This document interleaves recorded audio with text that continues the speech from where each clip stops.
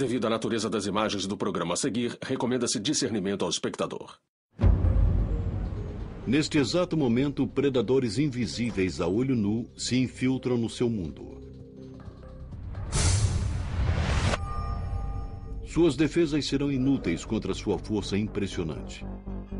Eles causarão desfigurações grotescas, farão você sangrar por todos os orifícios e até mesmo paralisarão os órgãos vitais de seu corpo.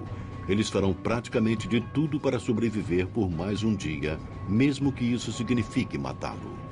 Não fazemos ideia do potencial que eles têm para criar uma doença grave. O que mais me assusta é de onde o próximo micróbio assassino virá e que forma ele terá. Aventure-se dentro do mundo perigoso dos germes assassinos.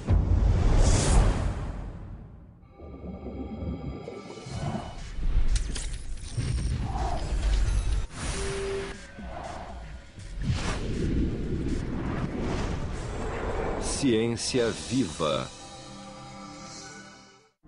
Bactérias, vírus e parasitas, todos têm algo em comum. São germes, as criaturas mais antigas e minúsculas da mãe natureza que só são visíveis através de um microscópio. Quantidades incontáveis desses micro-organismos espreitam à nossa volta. Muitos são benignos. Alguns são até benéficos para nós, como os probióticos, que são bactérias boas que vivem em nossos estômagos e combatem as bactérias ruins. Mas existem outros que nos deixam morrendo de medo porque podem matar violentamente. Baseada em seu potencial de produzir doenças globais e sofrimento humano, aqui estão 10 dos mais alarmantes germes do nosso planeta atualmente. Número 10, os Streptococcus do grupo A, chamados de comedores de carne. Umas férias no Havaí deveriam ser um passeio divertido e relaxante para Gary Aguiar e sua família. Mas, à espreita nesse paraíso tropical, havia um predador microbial pronto para atacar sua próxima vítima. Durante uma excursão de mergulho, Gary arranhou a canela em um coral debaixo d'água. Eu estava caminhando pela praia e notei que na minha perna esquerda havia um arranhão que estava particularmente profundo. E escorria muito sangue dele. Bem, eu pensei, vou lavar e, você sabe, ele vai secar no sol quente do Havaí, então eu não pensei mais naquilo. Em 48 horas, Gary estava com um tipo violento de enfermidade tão severa que foi levado correndo para o hospital. Eu me lembro dos médicos entrando e me dizendo que eu estava com uma infecção na perna e precisavam cortá-la inteira. A bactéria feroz, Strep, do grupo A, havia de alguma forma penetrado no ferimento feito pelo coral na canela de Gary e se espalhou rapidamente. Estava provocando a fasciite necrosante, mais conhecida como doença da bactéria devoradora de carne. Ela é extremamente rara, cerca de 1.200 casos por ano nos Estados Unidos. Mas o que a torna tão assustadora é que 1/3 dos casos resulta em morte.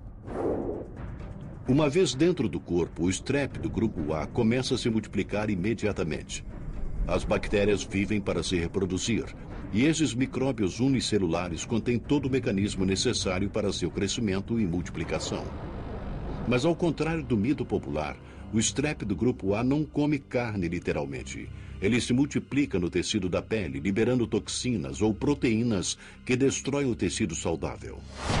Isto permite que a bactéria penetre no tecido para se alimentar e assim se reproduzir.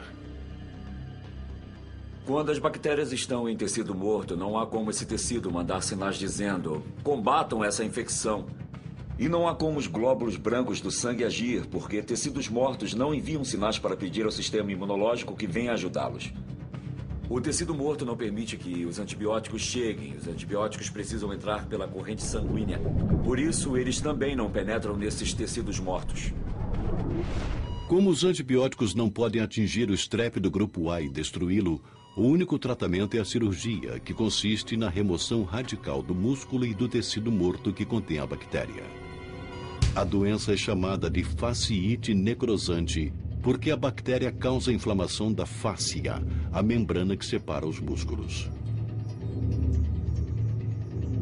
Se você pensar nos seus músculos como gomos de laranja, as fáscias são a parte de fora, a cobertura dos gomos.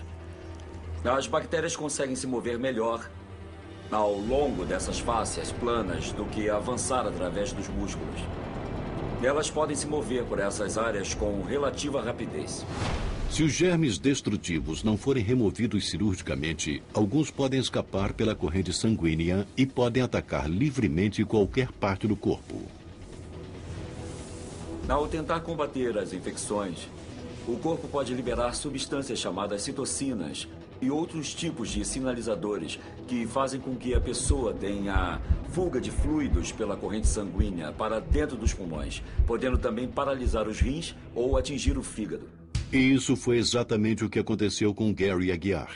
Antes que os cirurgiões pudessem remover todo o tecido morto, as bactérias já tinham invadido a corrente sanguínea e atacado os órgãos vitais. Eu continuei a ter insuficiência renal, entrei em diálise contínua, então comecei a ter insuficiência pulmonar e depois insuficiência cardíaca. Meu irmão veio dos Estados Unidos, ele e minha mulher conseguiram um padre católico que me deu a extrema unção. Parecia que o strep do grupo A havia levado outra vida. Mas após 40 dias no hospital, Gary milagrosamente sobreviveu para confrontar o que as bactérias deixaram para trás. Minha perna estava coberta de ferimentos enormes. Parecia um filme de terror. É uma doença muito grave. Aqueles que sobrevivem, os médicos frequentemente têm que cortar pedaços de tecido, músculo e frequentemente membros inteiros para salvar o paciente. Você não é mais a mesma pessoa depois. Mesmo se perder um braço ou uma perna, essa perna pode não funcionar tão bem, porque a maioria dos grupos musculares importantes foram mortos pela infecção. Com tanto músculo removido, movimentos atléticos são agora dolorosos para o Gary. Essa é a parte de trás da minha perna. Aqui, bem aqui. Essa é a maior ferida, a que todos reparam. Aqui, acima do joelho, foi onde eles possivelmente removeram grande parte do tecido. E por isso esse músculo está meio saltado aqui e entorpecido aqui. O strep do grupo A é uma bactéria comum que existe em todos os lugares. Neste momento está localizada nas gargantas de milhões de americanos e por razões inexplicáveis não causam nenhum dano à maioria deles. Mas se ela entrar em contato com um ferimento aberto, o germe cruel pode causar a doença da bactéria devoradora de carne. Provavelmente ela poderia viver pelo menos vários dias em superfícies diversas. Pode viver sobre mesas, maçanetas, alças. Foi até descoberta viva na água do mar. Bom, existem muitas bactérias por aí que se pode pegar das pessoas. Mas para mim, acho que ia contrair na água. O estreptococo do grupo A é uma bactéria terrível, mas existe outro germe que pode ser ainda mais assustador. Malhar na academia no passado nos mantinha saudáveis. Agora pode ser perigoso para a nossa saúde. Número 9. MRSA.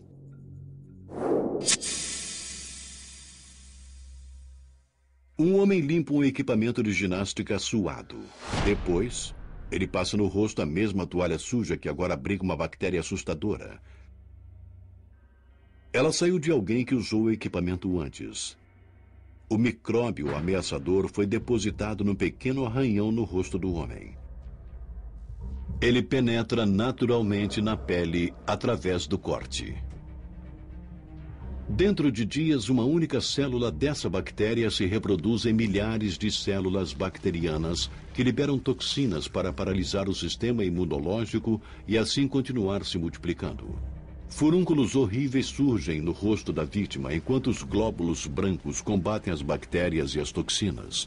Durante esse conflito microbiano, algumas bactérias podem se infiltrar na corrente sanguínea, onde causam uma variedade de problemas que podem ameaçar a vida. Pode ser em qualquer órgão do corpo humano. O Staph áureo pode infectá-lo.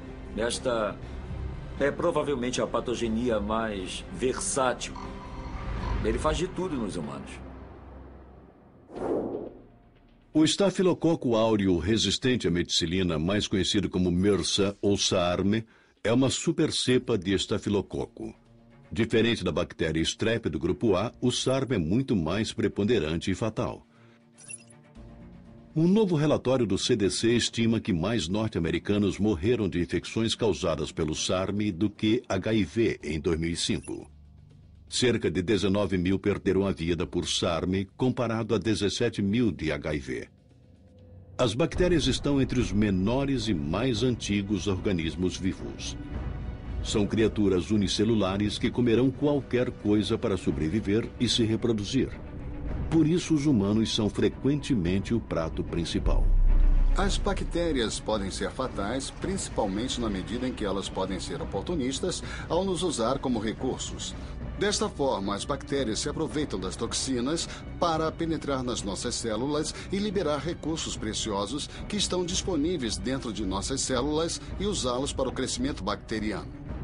O SARM surgiu nos hospitais nos anos 60. Lá ele poderia facilmente ser transmitido devido à abundância de peles expostas, cortes e ferimentos, onde ele poderia entrar no corpo.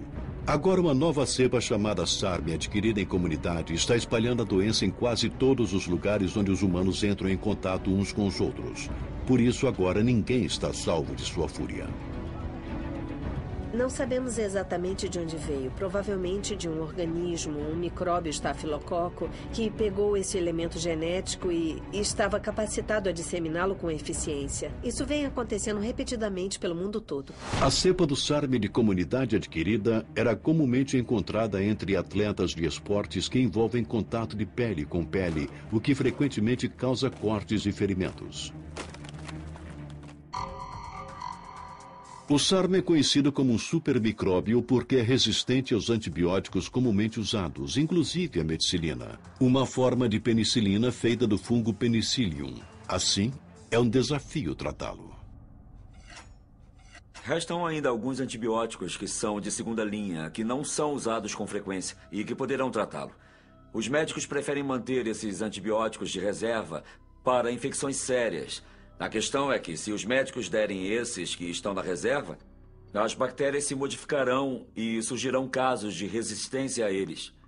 O micro-organismo é resistente a antibióticos quando ele consegue resistir a eles, entre outras coisas, mudando sua estrutura de superfície.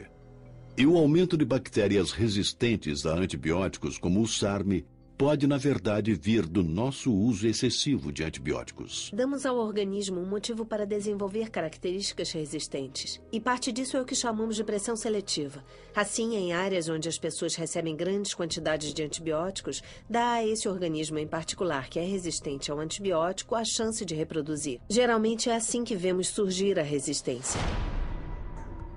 A resistência a antibióticos pode ser transmitida entre bactérias quando duas bactérias diferentes se engajam na forma de acasalamento microbiano entre si. Durante esse processo, elas podem trocar o DNA, um ácido nucleico que abriga o código genético de todos os organismos, e parte desse DNA carrega genes resistentes a antibióticos.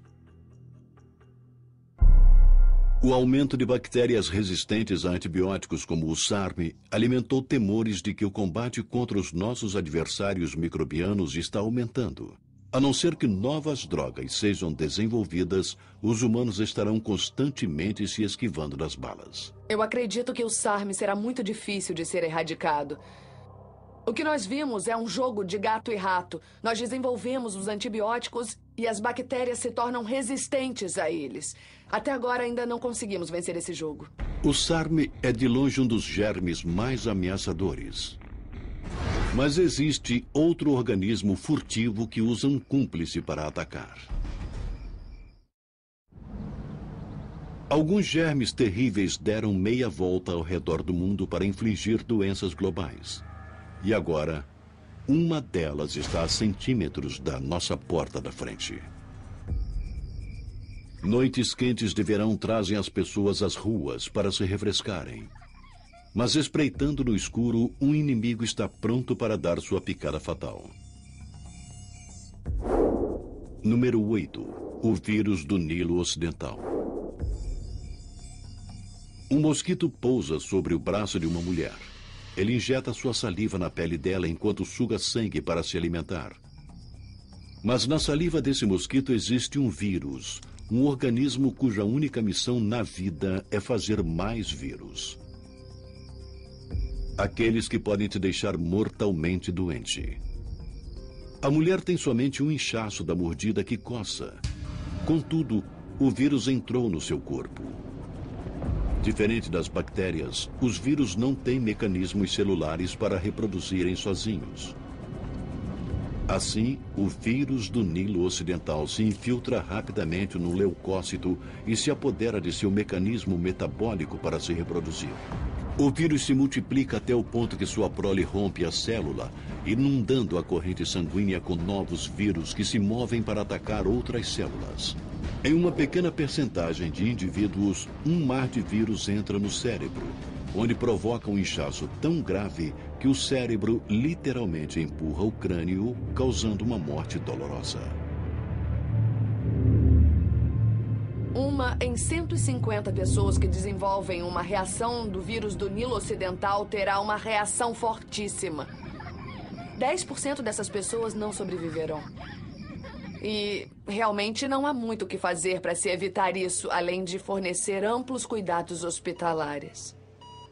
O vírus do Nilo Ocidental foi descoberto no país africano de Uganda em 1937. Desde sua chegada aos Estados Unidos no final dos anos 90, o Nilo Ocidental tirou cerca de 1.000 vidas sem fim previsto. E tem mais, não existe cura disponível atualmente. O vírus do Nilo Ocidental é comumente encontrado na África, mas o micróbio assassino agora emigrou para o mundo. Inicialmente, 61 pessoas contraíram o vírus em Nova York, provavelmente via um animal infectado transportado de alguma forma de transporte moderno. 7 delas morreram. O vírus também foi identificado no tecido de vários corvos. Os pássaros são hospedeiros naturais para o vírus, porque estão em todos os lugares do mundo e podem viajar grandes distâncias.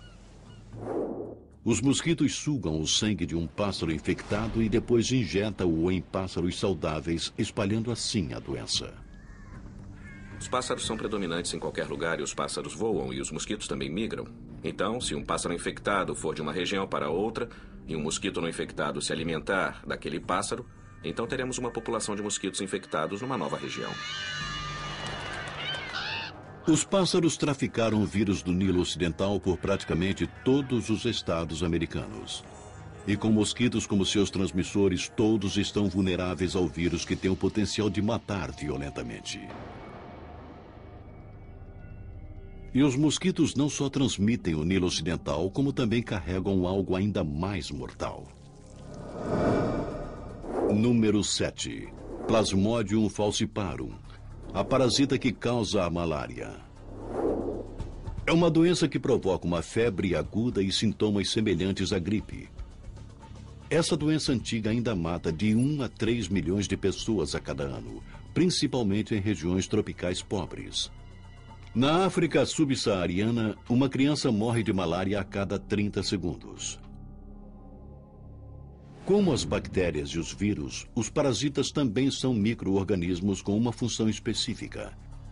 Eles se localizam dentro ou sobre tecidos vivos de uma espécie, como os humanos, explorando-os para sobreviver se alimentando de células.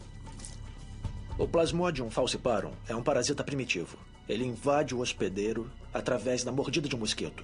A partir daí, uma forma de infecção pode chegar ao fígado de um hospedeiro humano, se reproduzir e passar para a corrente sanguínea. Então, infectar os glóbulos vermelhos. Neste vídeo de glóbulos vermelhos infectados com Plasmodium falciparum, podemos ver esses parasitas literalmente explodindo células enquanto eles saem, e então infectam as células vizinhas. A melhor linha de defesa humana contra esses invasores estranhos é o nosso sistema imunológico, que inclui um exército de glóbulos brancos, os primeiros a reagir para impedir as infecções microbianas. Encontrado no sangue e nos tecidos, essas células frequentemente absorvem os corpos estranhos. Mas os parasitas da malária são furtivos. Eles se escondem dentro do fígado e dos glóbulos vermelhos, onde permanecem quase invisíveis ao sistema imunológico, enquanto se multiplicam e finalmente matam as células. Nos casos graves, a malária massacra tantos glóbulos vermelhos que causa anemia grave, falência múltipla dos órgãos, coma e morte. O parasita Plasmodium falciparum permanece uma ameaça em potencial para quem vive ou visita regiões tropicais. Mas existe um germe ainda mais assustador que pode atacar qualquer um em qualquer lugar do mundo. É um assassino global, um dos maiores dos tempos modernos. Você pode estar se perguntando por que o próximo vírus é considerado um dos germes mais assustadores. Número 6. O vírus influenza, que causa a gripe.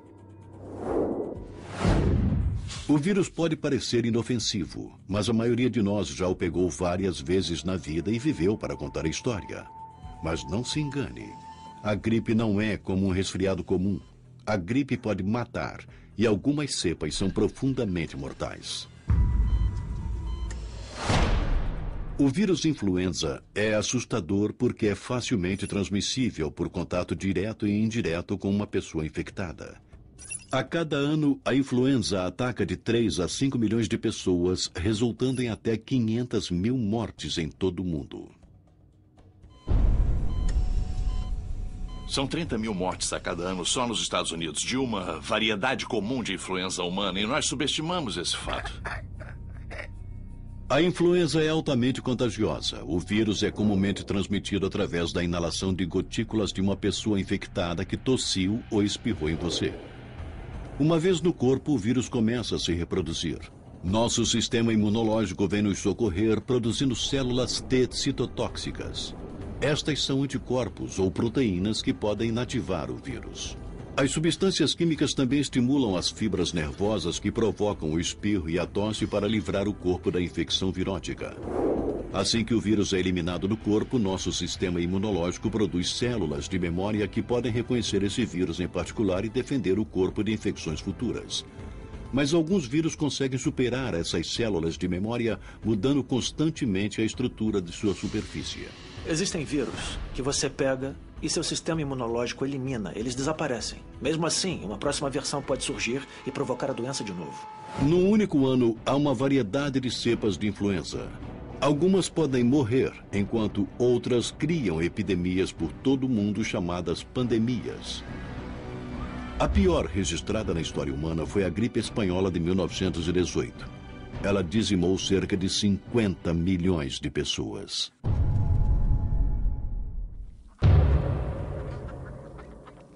Provavelmente a maior ameaça de doença infecciosa que nós, a espécie humana, enfrentamos é a doença conduzida pelos animais. E é quase certo ser uma doença conduzida pelos pássaros e provavelmente será a influenza. Como o Nilo Ocidental, o vírus influenza tem um reservatório de centenas de milhões a bilhões de pássaros por todo o mundo. E quando os pássaros migram por longas distâncias, eles podem trocar cepas de influenza por um processo chamado recombinação, quando 2 vírus dentro de um animal trocam genes. Como resultado, um vírus novo ou modificado surge e pode ser passado para outros animais. Essa é a oportunidade para 2 cepas diferentes de influenza co-infectarem o mesmo animal ao mesmo tempo. E surge então um reagrupamento genético do vírus contra o qual talvez não tenhamos nenhuma imunidade. Nossa melhor defesa contra o vírus da influenza é a vacina anual, que é feita normalmente da combinação de vírus vigentes tornados inativos através de um processo químico. Quando vacinados, o sistema imunológico reconhece os agentes da vacina como invasores estranhos. Os anticorpos ou as células T citotóxicas são produzidas para destruir os invasores, e as células de memória se lembram deles. Quando o vírus vigente aparece, as células de memória reconhecem seu código de proteína na vacina e o neutralizam antes que possa causar a doença. Mas como os vírus da influenza estão em constante mutação, precisamos de novas vacinas a cada ano. Assim, é uma batalha constante entre nós e eles. E muitas vezes, os germes vencem.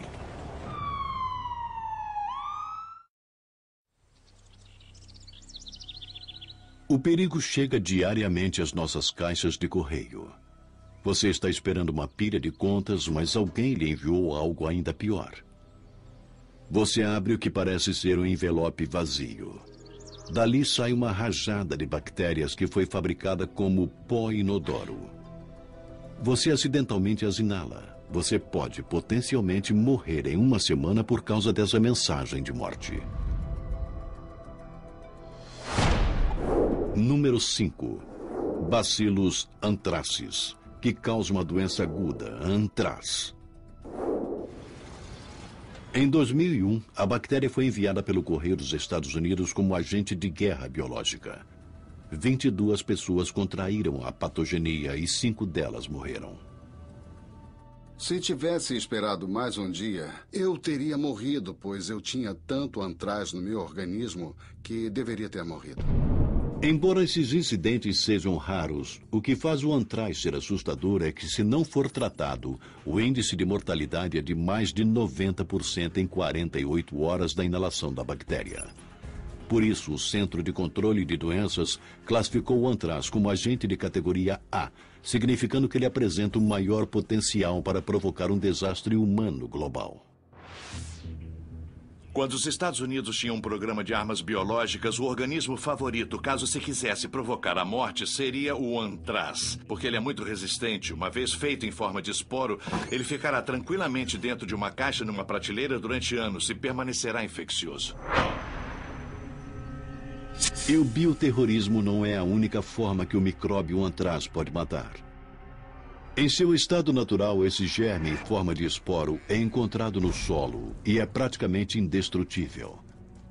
Seu esporo pode sobreviver inofensivamente por 100 anos, mas se ingerido por um animal ao pastar, os esporos inativos de alguma forma tornam-se bactérias ativas e germinam dentro do animal, provocando uma doença terminal. Quando o animal morre, as bactérias ativas voltam ao estado de esporos. Eles, por sua vez, se tornam uma fonte de infecção para os humanos, tanto pela ingestão da carne contaminada, quanto pelo contato com uma lesão na pele ao se manipular o animal morto. Os Estados Unidos vacinam o gado, por isso as infecções são raras. Mas por não ser uma regra mundial, está espalhando terror nos pastos e pradarias de todo o planeta. Ovelhas, gado e, em ocasiões muito raras, humanos, a não ser que se tratem imediatamente, quase sempre morrem. Uma forma rara e altamente letal de transmissão é através da inalação de esporos que vêm de animais em decomposição. Uma vez inalado, os esporos de antraz vão para os pulmões. Os leucócitos chegam rapidamente ao local e absorvem os esporos, transportando-os para os linfônodos, que existem por todo o corpo e agem como filtros ou armadilhas para partículas estranhas como as bactérias. Mas uma vez nos linfônodos, os esporos de antraz cativos se transformam de bactérias inativas para ativas, matando os leucócitos nos linfônodos. Assim, esses germes fatais ficam livres e são liberados dentro da corrente sanguínea. Na verdade, começarão a se dividir e crescer dentro da corrente sanguínea e lá produzirão uma série de toxinas que nós coletivamente nos referimos como toxinas do antraz, que atinge diretamente o hospedeiro. Além disso, elas também reprimem o sistema imunológico, permitindo que as bactérias cresçam em números muito altos dentro do hospedeiro humano. Em menos de uma semana, esses demônios microbianos conseguem se multiplicar a números tão altos e segregam tanta toxina que os vasos sanguíneos começam a vazar incontrolavelmente. A perda de sangue por esses vasos sanguíneos resulta em falência múltipla dos órgãos e morte. O tratamento antibiótico é eficaz se administrado durante a primeira manifestação da doença, para impedir que a bactéria cresça e reverta a doença. Mas uma vez que uma certa concentração de bactérias e toxinas atingem o interior do hospedeiro, os antibióticos não fazem mais efeito. O Bacillus anthracis permanece alarmante, mas os germes mais assustadores são resultado da natureza ou de alguma outra força sinistra. O fato é que a natureza fez um bom trabalho ao criar alguns dos mais diabólicos e terríveis vírus que temos conhecimento. Na verdade, pode-se argumentar que a natureza fez um trabalho muito melhor do que nós faríamos. O próximo germe pode se tornar um agente ainda mais mortal do que o antraz. Número 4. O ortopoxvírus variolae, que causa varíola. A varíola é o organismo que não me deixa dormir à noite quando eu penso sobre a ameaça de terrorismo biológico. A varíola é uma doença assustadora porque o vírus é facilmente transmitido através da inalação ou contato físico com uma pessoa ou objeto infectados. Só no século XX matou 500 milhões de pessoas por todo o mundo. A forma severa, conhecida como varíola hemorrágica, tem um índice de fatalidade que vai de 90% a 100%. Diferente de outros vírus, os humanos são sua única presa. Uma vez dentro do corpo, o vírus da varíola se multiplica nos glóbulos brancos, baço, medula óssea e linfônodos, causando febre e toxemia antes de liberar sua fúria total. Depois de 2 semanas, o vírus se aloja em pequenos vasos sanguíneos da pele e da boca, apoderando-se de células para usar seu mecanismo metabólico para a reprodução. Ao se multiplicar, o vírus produz supuração, pústulas infecciosas e hemorragia na pele e nas mucosas. Tudo isso leva a uma morte dolorosa. Pelo fato do vírus ter um tempo de incubação muito longo antes da erupção típica aparecer, pode ter certeza de que muitas pessoas já estarão infectadas antes de alguém diagnosticar a existência da varíola com base na presença da erupção clássica. No século XX, a varíola assolou terrivelmente a população humana. Em 1979, ela foi finalmente erradicada através de um programa de vacinação global. A doença se foi, mas o vírus da varíola sobrevive. Sob acordo internacional, os frascos restantes da varíola deveriam ser guardados em 2 locais vigiados. Um no Centro de Controle de Doenças em Atlanta, Geórgia, e outro em Vector, um laboratório biológico na Rússia Central. Foi pedido aos países que enviassem o vírus da varíola isolado ou acumulado para um desses 2 laboratórios. Não há absolutamente uma forma de verificar se isso foi feito. É possível que exista o vírus da varíola, não intencionalmente, mas simplesmente por descuido, dentro de freezers em vários locais por todo o mundo. Entre outras coisas, o vírus da varíola é mantido por seus valores medicinais no desenvolvimento de vacinas para outras enfermidades. Mas muitos se preocupam se os frascos restantes do vírus podem chegar a mãos erradas e ser usados como agente de guerra biológica. O programa de vacinação foi há tanto tempo que as células de memória dos que foram inoculados não são eficazes para armar um contra-ataque. Atualmente não há normas para vacinar a população em geral contra possíveis agentes de bioterrorismo. Se alguém se apossasse do vírus da varíola e decidisse usá-lo como arma biológica, seria um pesadelo. Porque o vírus se dissemina muito rapidamente de pessoa a pessoa. E se isso acontecesse, seria improvável conseguirmos deter sua deflagração com a vacinação. A varíola tem o potencial de matar de novo. Por isso é o número 4. Mas existe outro germe antigo que nunca parou de matar, praticamente desde o início da civilização humana. Você está caminhando nas montanhas. O ambiente parece tranquilo e sereno. Mas perto dali, um assassino espera pacientemente por sua próxima vítima. Número 3. Yersinia pestis, que causa a peste bubônica. Um bando de pulgas está infestando o esquilo morto. Ao sugar o sangue do animal para sua sobrevivência, as pulgas também gerem bactérias traiçoeiras. Os germes não matam as pulgas, mas as usam como transporte. Agora, as pulgas procuram por outra fonte de sangue, e por acaso é você. As bactérias aproveitam a carona. Você sente mordidas nos braços. A saliva das pulgas, agora cheias de bactérias, é injetada na sua pele através de sua boca em forma de tubo. Você as espanta e continua a caminhar. Mas as bactérias letais ficaram e encontraram um novo habitat para procriar. Elas vão para os linfônodos regionais e começam a se multiplicar. Isso causa inchaços do tamanho de laranjas em suas axilas, pescoço e virilha por causa da inflamação e dos glóbulos brancos que correm para o local. Finalmente, os glóbulos brancos morrem, o pus cresce e os linfônodos se rompem, liberando bactérias e toxinas letais na corrente sanguínea. Sem um tratamento com antibióticos, você morrerá numa semana do choque ou do sangramento espontâneo dentro da pele e mucosas. A Yersinia pestis é uma bactéria antiga que causa a peste bubônica. Só no século XIV, a doença acabou com 75 milhões de vidas. Frequentemente descartada como uma patogenia do passado, a doença bacteriana continua a matar até 2.000 pessoas em todo o mundo anualmente. Assim, se você estiver numa montanha e vir um esquilo morto, não se aproxime, porque esse esquilo pode ter morrido da peste e as pulgas podem pular em você e passar a peste, que pode entrar na corrente sanguínea imediatamente e causar um tipo sistêmico de peste que tem um índice de mortalidade de 50% a 75% se não for tratada. Yersinia pestis é considerada por muitos como o germe mais letal da história da civilização humana, embora outro germe aterrador talvez possa superá-lo. Número 2. O vírus da imunodeficiência humana, ou HIV.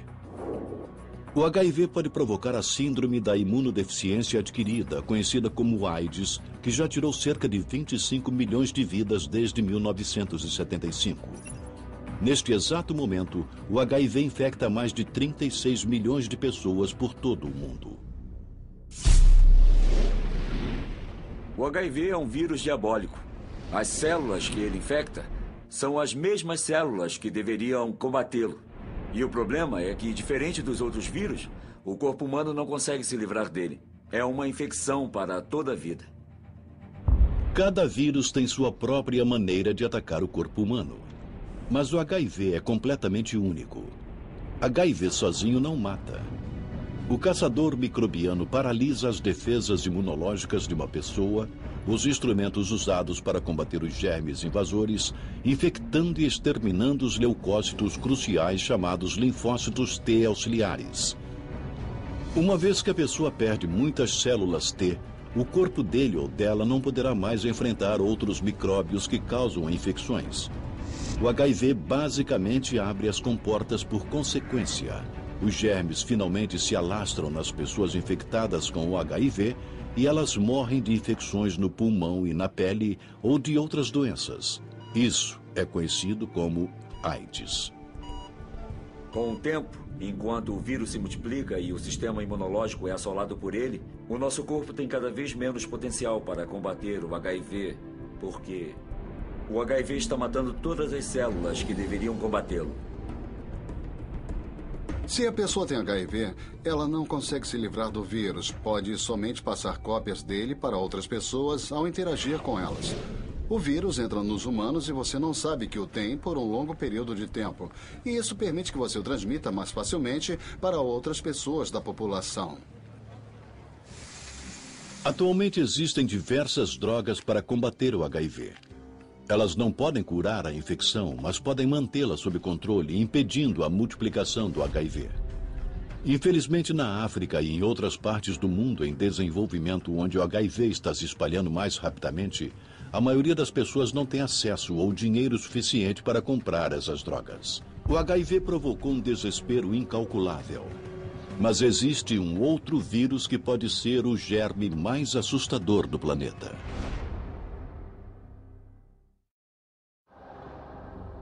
Então, qual é o germe considerado por muitos o mais ameaçador que existe na face da Terra? Acredita-se que a origem desse assassino é a República Democrática do Congo, na África. Caçadores voltam de uma caçada bem-sucedida. Eles capturaram e mataram os chimpanzés para alimentar suas famílias famintas. Mas, em vez disso, eles podem estar condenados a uma sentença de morte. Suas facas e mãos ensanguentadas estão cobertas do que pode ser o germe mais letal do planeta. Número 1. O vírus Ebola. Esse predador microbiano causa a febre hemorrágica Ebola, uma manifestação hemorrágica que tem praticamente 100% de índice de mortalidade, o maior de todas as patogenias conhecidas. E o que é pior, não tem cura. O vírus Ebola é altamente fatal. É um dos vírus mais letais conhecidos a atingir os humanos. O Ebola é chamado de hot vírus porque é muito letal. E a transmissão da doença ainda permanece sem confirmação.